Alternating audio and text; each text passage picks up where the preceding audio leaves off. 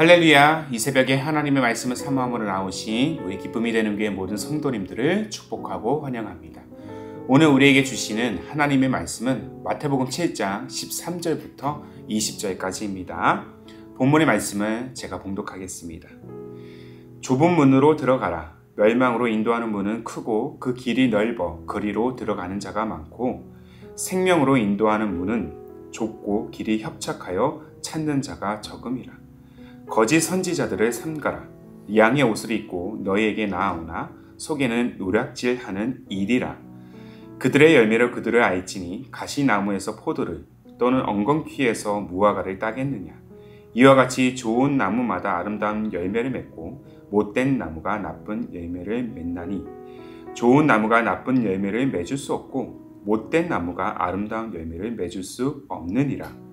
아름다운 열매를 맺지 아니하는 나무마다 찍혀 불에 던져지느니라. 이러므로 그들의 열매로 그들을 알리라. 아멘. 오늘 말씀은 좁은 문, 생명을 잇는 약속의 시작이라는 제목으로 함께 나누기를 원합니다. 일전에도 한번 말씀을 드렸었는데요. 저는 경기도 가평에 위치한 이 필그림 하우스라는 기독교 영성센터에서 사역을 감당했던 시절이 있었습니다. 이 필그림 하우스 내에는 이 존 버니언의 철로역정 속 이야기를 입체적으로 또 조성한 순례길이 조성되어 있습니다. 이 4만여 평 정도 되는 부지에 약 40가지의 조형물이 제작되었고, 멸망의 도시부터 천성이 일으키기까지 그 여정을 그렇게 또 이야기를 따라서 재현한 순례길을 이 도슨트의 안내에 따라서 영상 강의를 포함해서 약 2시간 정도의 프로그램이 지금도 매일 진행되고 있습니다. 그래서 필그림 하우스를 방문하는 많은 순례자들이 이 철로역정 순례길 프로그램에 참여하고 있는데요. 저도 이 철로역정 순례길이 세워지는 그 초기부터 가이드 사역을 약 150회 정도 감당해 왔습니다.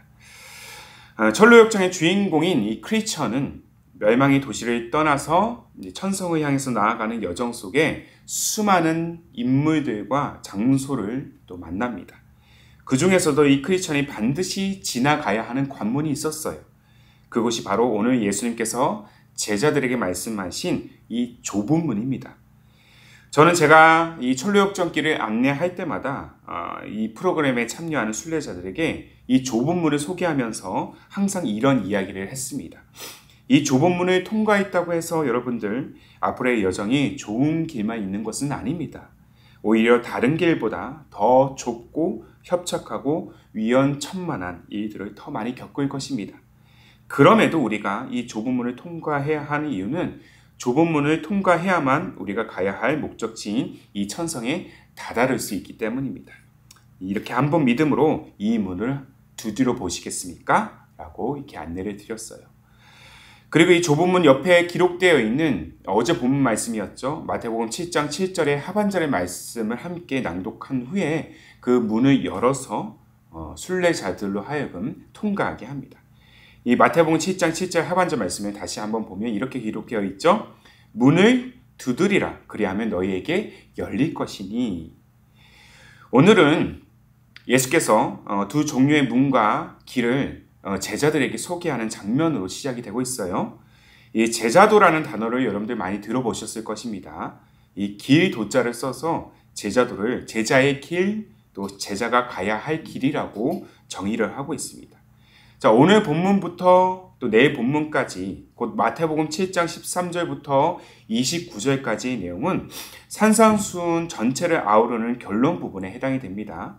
예수님은 두 길을 선택하면서 그 따르는 결과에 대한 근거, 또 그 내용을 오늘과 내일 본문을 통해서 계속해서 덧붙이고 계신 것이죠. 먼저 예수님은 갈림길에 서 있는 수많은 영혼들이 멸망으로 나아가는 길을 그럼에도 선택하는 이유에 대해서 아주 단순하면서도 명확하게 말씀하십니다. 자, 문이 크고 길이 넓어 가기가 편하기 때문이죠. 세상은 자신의 이익과 안정을 위해 사는 것을 보편적 진리로 정의하고자 합니다.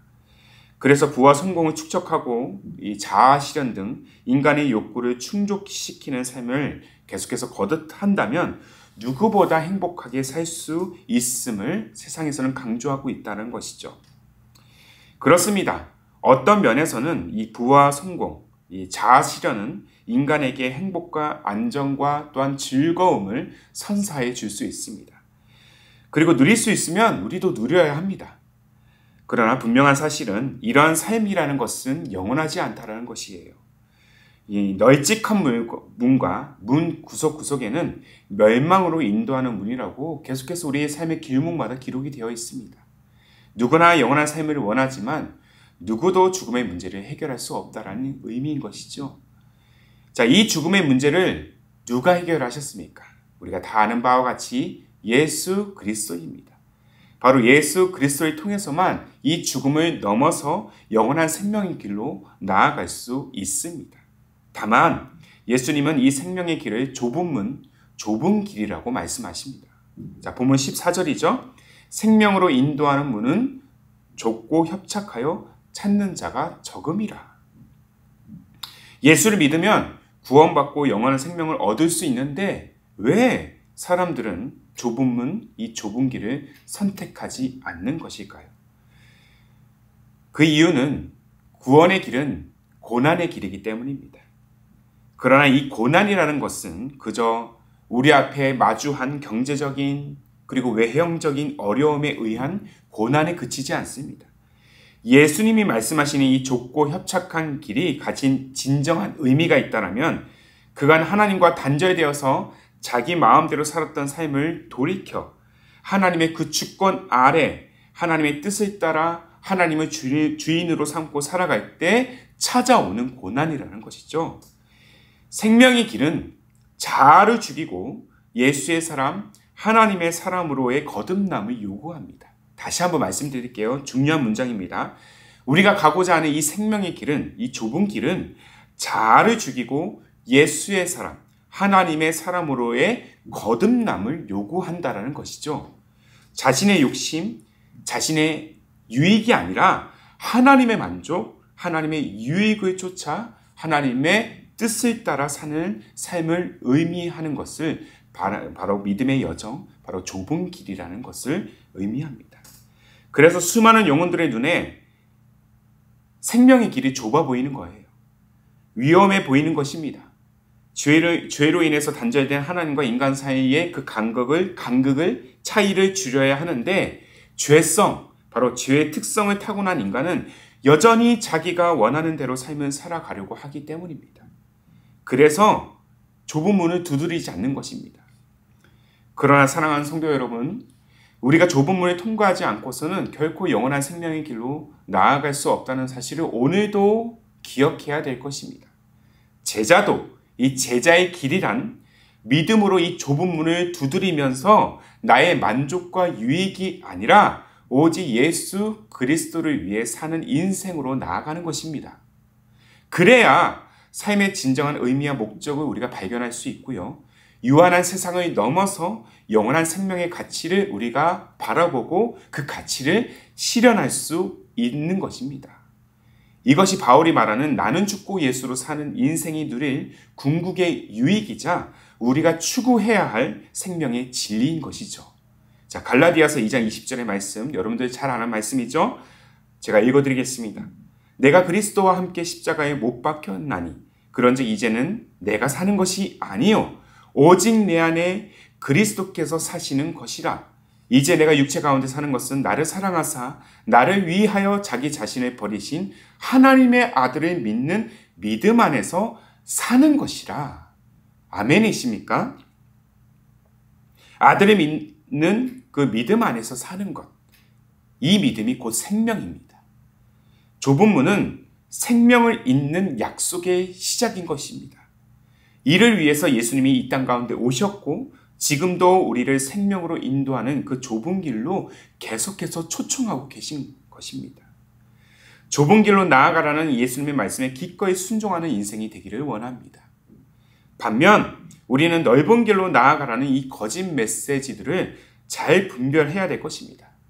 세상은 여전히 좁은 길보다 넓은 길에 더 환호합니다. 세상이 보기에 예수 믿는 믿음보다 미련한 것은 없어 보입니다. 그리고 믿음을 조롱하기까지 합니다. 이러한 세상의 시험과 조롱의 때때로 우리 또한 우리의 믿음을 또한 부끄러워하지 않는지를 우리는 스스로 잘 돌아봐야 할 것입니다. 이러한 자신의 연약함을 돌아보지 않고서는 늘 내 마음과 귀에 좋은 곳만 찾으려는 그 신앙들이 우리 안에 계속해서 태동하게 될 것입니다. 우리의 믿음이 어디에 있는지를 한번 살펴보십시오. 가시나무와 엉겅퀴에서 결코 무화과를 딸 수 없듯이 세상의 시험과 유혹은 결코 우리의 인생을 생명의 길로 인도할 수 없습니다. 세상은 우리를 구원할 만한 능력이 전혀 없다는 것이에요. 무화과는 오직 무화과 나무에서만 열매를 맺을 수 있습니다. 좋은 열매는요, 좋은 나무에서만 맺을 수 있다는 거예요. 구원은 오직 예수 그리스도를 통해서 그 예수 그리스도를 믿는 믿음으로 그렇게 좁은 문을 두드리고 좁은 길로 나아가야만 궁극의 목적지인 이 천성을 향해서 영원한 생명으로 나아갈 수 있음을 우리는 잊지 말아야 될 것입니다. 이 사실을 우리는 분명히 알고 또한 분별해야 된다는 것이죠. 예수님은 무화과 나무 비유를 통해서 이렇게 말씀하고 계십니다. 본문 17절과 18절의 말씀이죠. 이와 같이 좋은 나무마다 아름다운 열매를 맺고 못된 나무가 나쁜 열매를 맺나니 좋은 나무가 나쁜 열매를 맺을 수 없고 못된 나무가 아름다운 열매를 맺을 수 없느니라. 사랑하는 성도 여러분, 오늘도 세상의 소리에 귀를 기울이는 것보다 하나님의 말씀에 순종함으로 좁은 길로 담대히 나아가는 그러한 믿음의 여정이 되시기를 바랍니다. 우리 인생의 가장 중요한 것은 영원히 변치 않는 하나님의 그 사랑과 진리, 예수 그리스도를 믿는 믿음입니다. 때로는 이 믿음 때문에 내 영혼이 작아지고 예수 그리스도를 믿는 그 믿음으로 말미암아 때로는 세상의 그 소리에 의해서 내 영혼이 흔들릴지라도 기꺼이 우리가 좁은 길로 나아갈 수 있는 이유는 이 길이 유일한 생명의 길이기 때문입니다. 오직 예수님만이 우리의 길이요, 우리의 진리요, 우리의 생명이라는 사실을 기억해야 될 것입니다. 이 사실을 오늘도 우리가 변함없이 신뢰하면서 믿음으로 좁은 문을 두드리며 좁은 길로 담대히 나아가는 그러한 순례의 여정, 그러한 믿음의 여정, 승리의 인생이 되시기를 주님의 이름으로 축복합니다. 아멘. 함께 기도합니다. 살아계신 하나님, 때때로 우리는 좁은 길로 나아가는 우리 여정에 대한 의문과 의심을 품을 때가 종종 있음을 고백합니다.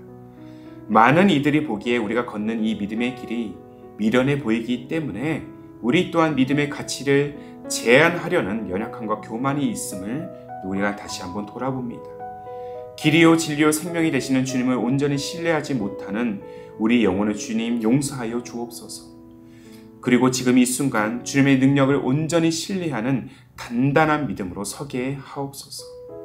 우리 믿음을 시험하고 조롱하는 이 거짓 메시지들에 현혹되지 않게 하여 주시고 오직 하나님의 말씀, 진리의 말씀에 순종함으로 기꺼이 좁은 문을 두드리며 좁은 길을 향해 담대하게 나아가는 믿음의 발걸음이 되도록 성령이여 도와주옵소서.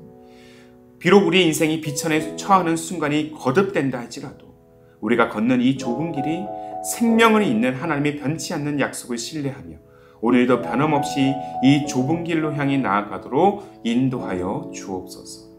오직 주님만이 우리의 구원의 능력, 유일한 소망인 줄로 믿습니다. 이 믿음을 붙들고 영원한 천성을 끝까지 그 천성을 향해 나아가는 우리의 인생과 우리의 가정 또한 우리 기쁨이 되는 교회가 되게 하옵소서. 그렇게 우리를 영원한 삶으로 이끄실 길이요 진리요 생명 되신 우리 주님 예수님의 이름으로 기도하옵나이다. 아멘. 오늘도 주신 말씀에 따라서 두 가지의 기도 제목을 붙들고 함께 기도하기를 원합니다. 먼저는 세상의 소리에 귀를 기울이는 것보다 하나님의 말씀에 순종함으로 좁은 길로 나아가기로 결단하는 담대한 믿음의 여정 되게 하옵소서. 한 걸음 더 나아가 비록 비천에 처하는 순간이 거듭된다 할지라도 좁은 길이 생명을 잇는 하나님의 변치 않는 약속임을 신뢰하면서 그렇게 나아가는 우리의 삶, 우리의 교회, 우리의 가정이 되게 하옵소서. 이 두 가지의 기도 제목을 간절한 마음으로 함께 고백하시면서 기도로 하루의 삶을 열어가시기를 바랍니다. 함께 마음을 다해 기도하겠습니다.